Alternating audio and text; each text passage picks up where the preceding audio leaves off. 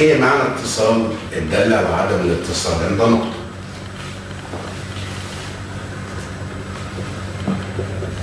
عند نقطة بالسالب. لو انا جيت شفنا كده الدوال عندنا، شوف امتى تكون الدالة متصلة وامتى تكون غير متصلة عند النقطة.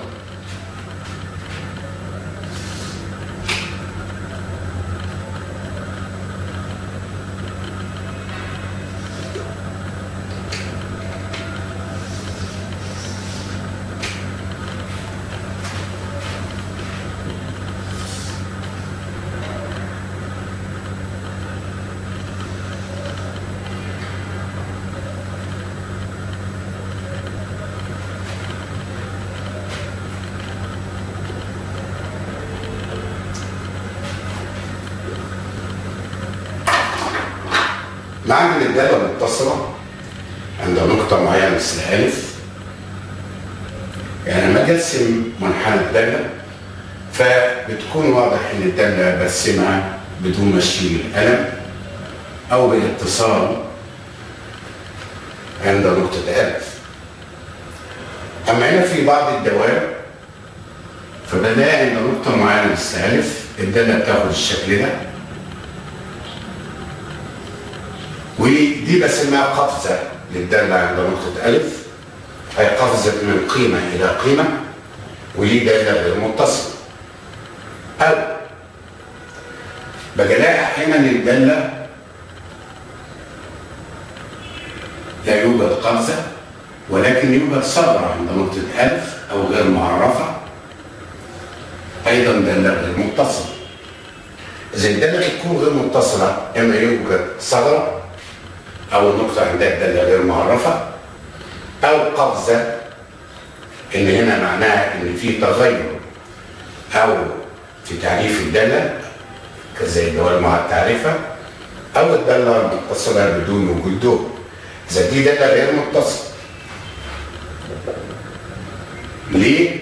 لأن دالة ألف ليس لها وجود، لا بنسميها ثغرة، أو هنا الدالة غير متصلة، لأن دالة ألف موجب اللي هي النهاية اليمنى لا تساوي دالة ألف سالب، يعني الدالة هنا بتقترب من قيمة معينة تختلف عن القيمة اللي بتقترب فيها عند أكبر من ألف.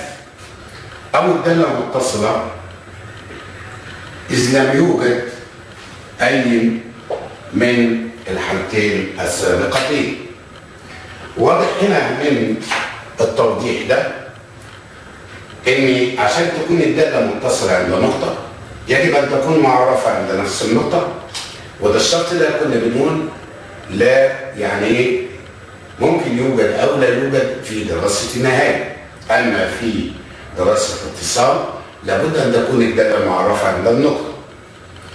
ثانيا أن تكون النهاية اليمنى تساوي النهاية اليسرى ولا يوجد قفزة، بمعنى إن دالة ألف موجب يجب أن تساوي دالة ألف سالب.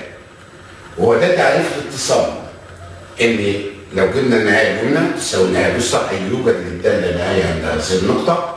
ثاني شرط أن تكون الدالة معرفة عند النقطة، يعني يوجد دال ألف. إذا هنا ممكن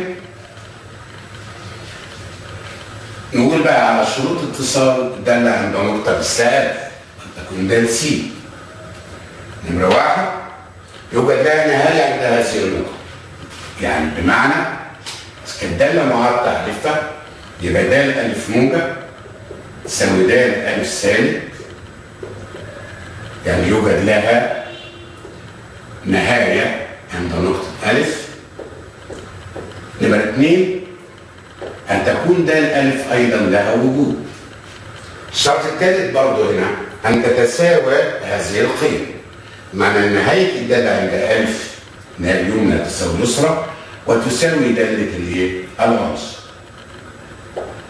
يبقى دال ألف موجب تساوي دال ألف سالب تساوي دالة ألف، أو ممكن نقول نهاية الدالة بقى عند نقطة ألف تساوي دال ألف.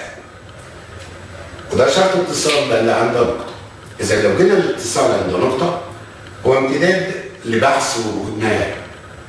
الشرط الأساسي بتاعنا اللي يوجد نهاية، واللي ببحثها إن قيمة هذه النهاية تساوي قيمة الدالة عند ألف أو دالة ألف. وزي ما هنشوف من الأمثلة اللي جاية دي هتوضح لي في بحث الاتصال عند نقطة. لو جيت على المثال الأول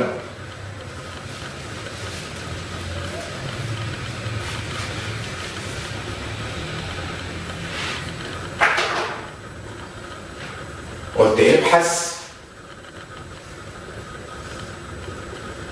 اتصال الدالة د س تساوي،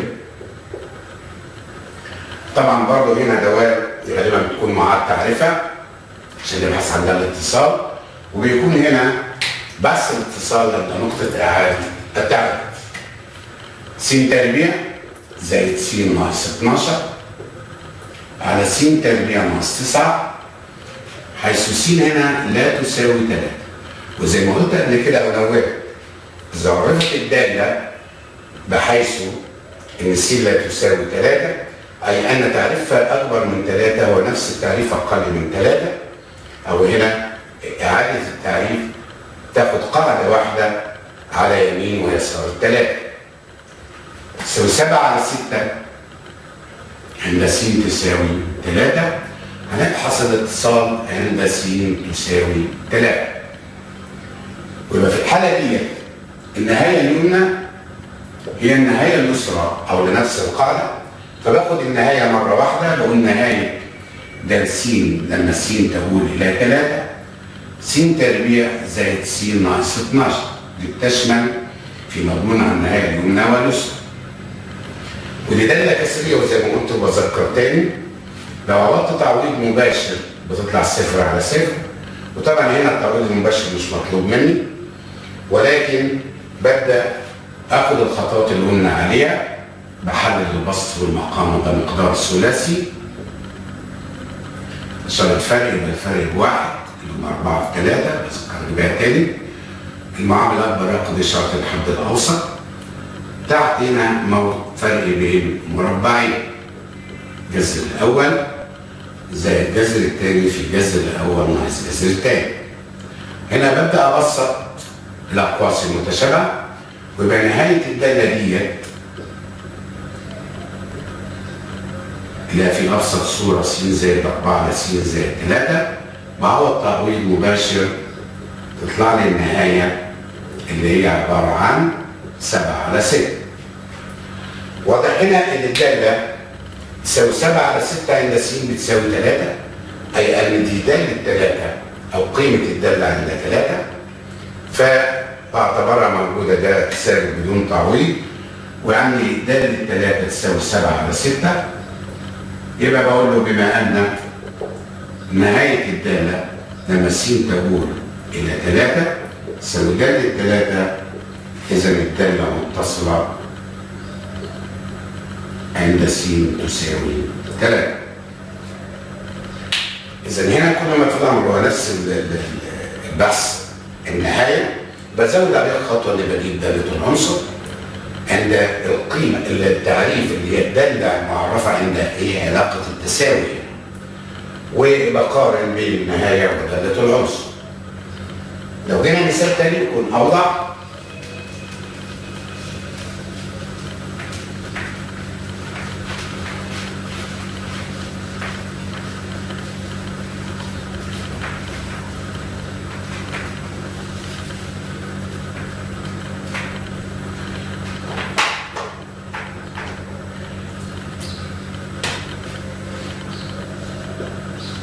ابحث اتصال الدالة د س تساوي جتا 4 س ناقص 1 على س تربيع، حيث س أكبر من الصفر، وتساوي جتا 4 س ناقص 8 عند س أقل من أو تساوي 0.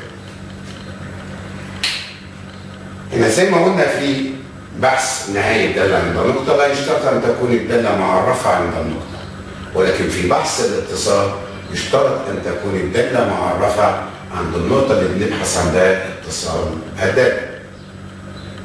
إذا هبدأ هنا أجيب برضه، طبعا هنا الدالة القاعدة اتغيرت على يمين ويسار الصفر، وبالتالي لازم أجيب نهاية يمنى ونهاية يسرى وأشوف النهايتين متساويتين ولا لا. طب فرضا إن أنا جبت النهايات الغير متساوية، يبقى لا يوجد لها نهاية عند النقطة، وبالتالي انكسر شرط الاتصال بدون ما أكمل، يبقى الدالة غير متصلة. ولذلك كل دالة متصلة عند نقطة يوجد لها نهاية عند هذه النقطة، وليس العكس. قد تكون لها نهاية وغير متصلة على أساس إنها غير معرفة عند العنصر. أبدأ أجيب هنا نهاية يمنى، إنها س تولد صفر جتا 4 س ناقص 1 على س تربيع.